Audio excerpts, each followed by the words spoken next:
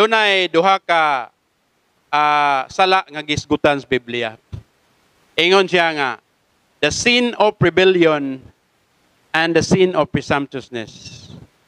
Ang sin of rebellion, naay kuman sa Ginoo. Gisugo ka.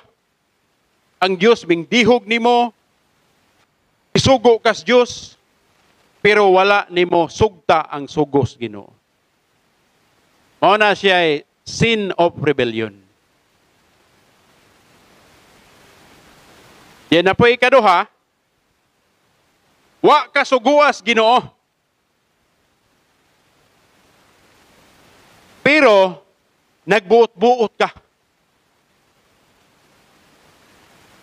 Mao na is sin of presumptuous. Nga wa ka sugua, pero nagbuot-buot ka.